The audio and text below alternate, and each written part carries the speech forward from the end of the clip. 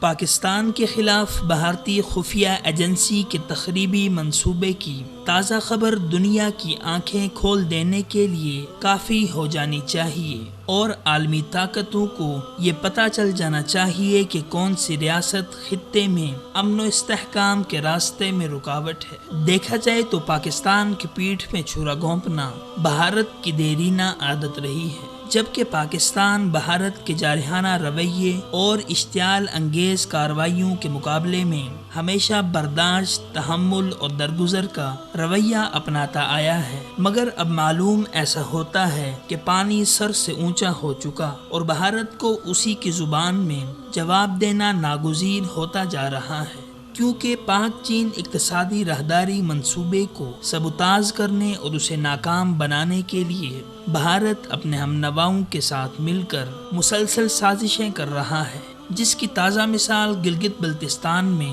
Security forces کے ہاتھوں پاک چین اقتصادی راہداری منصوبے کو ناکام بنانے کی سازش کرنے والے 12 بھارتی ایجنٹس کا گرفتار ہونا ہے۔ دوسری طرف اگر دیکھا جائے تو یہ عظیم فلاحی اور اقتصادی منصوبہ، جہاں پاکستان کی معاشی، سماجی، سیاسی، سفارتی اور تجارتی برتری کو کامیاب بنانے میں اہم کردار ادا کرنے جا رہا ہے، وہاں خطے میں خوشحالی، انسانی ترقی اور روزگار کے جدید مسائل پیدا کرنے کی ضمانت بھی فراہم کر رہا ہے۔ بس ایسے میں کیسے ممکن ہے کہ بھارت خاموشی اور یکسوئی کے ساتھ بیٹھا رہ جائے؟ یقیناً پاکستان کی ترقی و استحکام اور خود کفالتی و خود انحصاری کی نت نئی راہیں بھارت کو نہ پہلے کبھی ہضم ہوئی ہیں اور نہ ہی آئندہ امید رکھی جا سکتی ہے۔ یہی وجہ ہے کہ بھارتی خفیہ ایجنسی را زور و شور سے سی پیک کے خلاف خفیہ منصوبہ بندیاں کر رہی ہے اور اس کے لیے اندرونی و بیرونی وسائل بروئے کار لا رہی ہے۔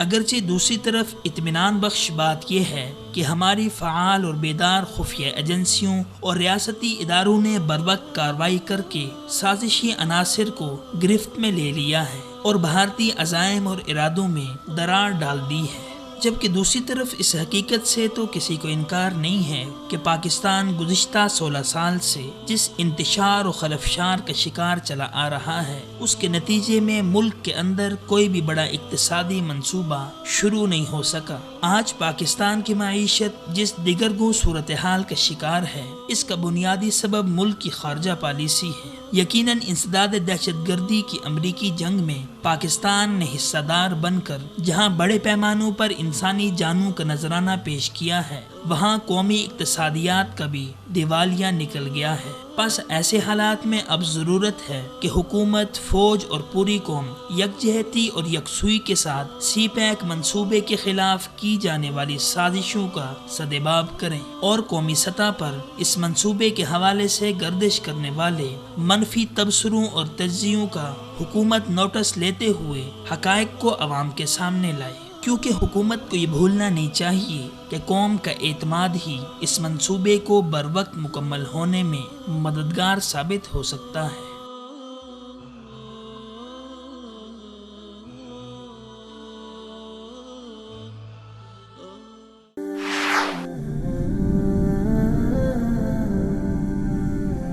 وصال اردو، حق کا راہی